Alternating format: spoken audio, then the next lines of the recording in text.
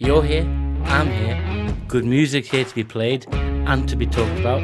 If I've earned your subscription by the end of this video, I'll be ever so grateful. I'm Alan, this is Alan Reacts. See you on that side of the tape.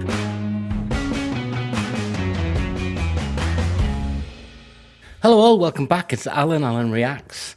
And this is a reaction. This is the Bee Gees, Live or Die, Hold Me Like a Child. It's on Brenda Porter's channel, guys. Go and show her some love. Why am I here? Well, I recently, just like in the recent last couple of days, had uploaded and posted Too Much Heaven, which I think is a great song. And when you get songs that are appreciated by people across the generations, you get loads of feedback. And fans of the Bee Gees, which I include myself as one, you guys are just like so kind, so informative, so listen to this, I'll listen to that. And Shine63, I don't know if that's your real name, but I'll take it. Maybe we could be your real name. You gave me a whole litany of songs, and everybody gave me a litany of songs. And I've said before, this is only my 6th reaction to the Bee Gees. I could probably do another 106, yeah, easily. But this was asked for along with others, so I picked this. I don't know the song. So it's 1987, it's from ESP, from the ESP album. I do remember when that come back, but there's more to talk about. But shut up, Alan. Let's get into the song. Here we go. I'm excited.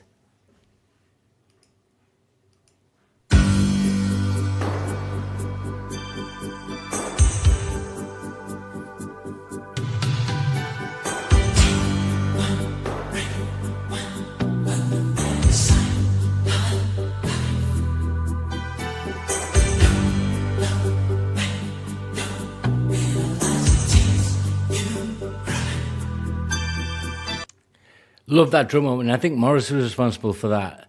And they always recorded in formulaic ways, and then they'd shift from that. And I think they often recorded, it was never felt like two people in the studio doing different things. It was almost like they became one. And I think great songwriters and musicians will say that it's like there's a shared energy, a symbiosis, you know, it becomes organic. They start as two separates and then move on.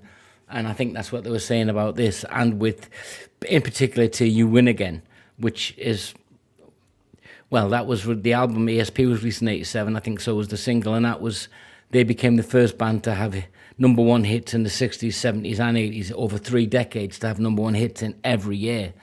Good Lord. You know, speaks to the depth of this band's talent and how much they're cherished and loved, and will be for many years to come, long after I'm ash and dust or whatever I am in the ground or in the sea. So, yeah, 87 was an important year for them. It was resurgence of the band in terms of there'd been 8 years since they'd had a #1 hit, I think. So that takes it back to sort of 79, along with Night Fever and stuff, ties up. But you can hear the drum opening. But let's hear the rest of the song, guys. It's not particularly long, but I want to enjoy some of it before I interject if I feel I need to. Let's pull it back and hear that drum from the very beginning.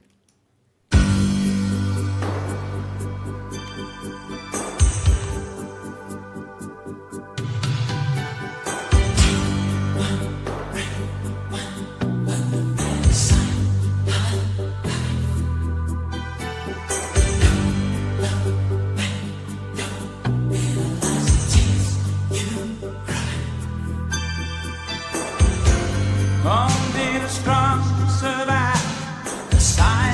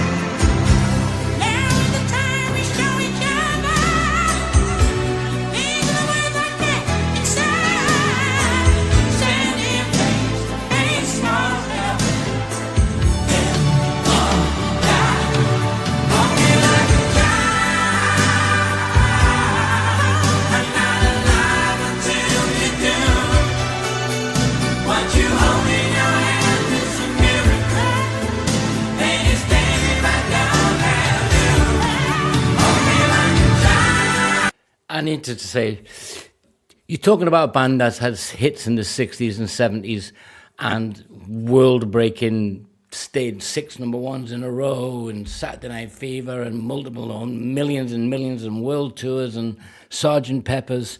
And I guess often when the public, and I'm guilty of it, there's an apathy sets in. You're looking for something different, you drift off, and they don't seem to be catching the media's attention or the public's record buying attention. And these guys are artists, and then they put a lot into ESP, and I've read about that they knew You Win Again was going to be a hit. They just sensed it in their bones. And did they need a hit for their relevancy? No, but they're competitive. They're musicians. They're going to be creative and competitive. These are guys that have been doing it since they were 15 in Australia. So all they've ever known is bringing out records and having a competition with themselves. I don't think they'll have always written for hits, because this wasn't released as a single that I'm aware of. So the resurgence happened because they said it was going to happen. They just made it happen. They forced their will on the public by great music. This is a great song, and Robin's voice, no matter what happens, I'm taken back to like Massachusetts, when you think, oh, great harmonies, great song, powerful voice.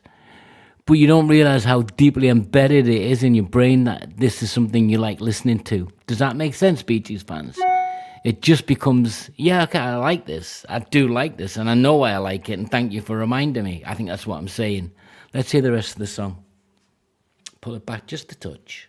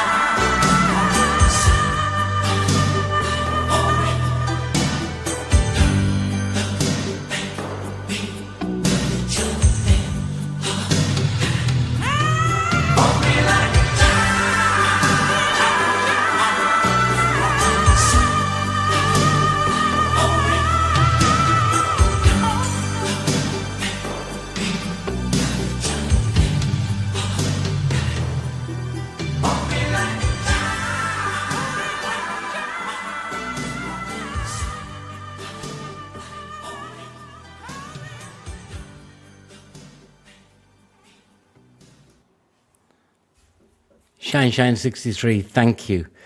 Just to wrap this up with a little bit of what my thoughts and feelings are. When I look at the first line of the song, take one breath, one fundamental sign of life. No twerking, no expletives. I know expletives can be important in songs when they're used in the correct manner. But it's analogies and metaphors and some nuance, but not overly complicated. But if you can put fundamental in a song and then make it work, and fundamental is the first line of the song, which is fundamental to the song, and that's not a deliberate slip of the tongue there. They're introducing the concept and telling you. So let's, hold me like a child. I'm not alive until you do. Yeah. Take one breath, fundamental sign of life. Don't look back. We love each other, live or die. Yeah. Very vulnerable song. That's, you can hear that in the breathiness of the vocals, and Elizabeth will tell you about that, the charismatic voice. And Rick Beato will break this down into what chord it's in. Beautiful, you know. And Phil at Wings of Pegasus, he'll tell you why the vocals are so great and what compression's been done. And I listen to those guys. I really enjoy them. This is just about my feeling about the song. It's about assurance. It's about emotional vulnerability. It's about survival and resilience. It's about a commitment. All those things you have in love. Yeah. It is poignant. And it's about love's sort of existential importance and the deep vulnerabilities it exposes in you. So in other words, when you're in love, you're as vulnerable as you're going to be in that emotional state. There are other times when you're physically more vulnerable, I get it, but emotionally vulnerable. It's powerful. It talks about the fragility of human emotion, all wrapped up in a song, all delivered beautifully with amazing harmonies. You were right, Shine Shine, you were right, as always. Not you personally always, but everyone that comes to me in the comments, when they tell me something, they're invariably right, as in this case. I love that, from ASP, 1987. That's the most modern song I've done from them, those guys, I think. If you liked it, guys, sign up, join in, tell me where to go next, give me your thoughts. I love having conversations. Till next time, it's Alan. See you soon. Take care. Bye.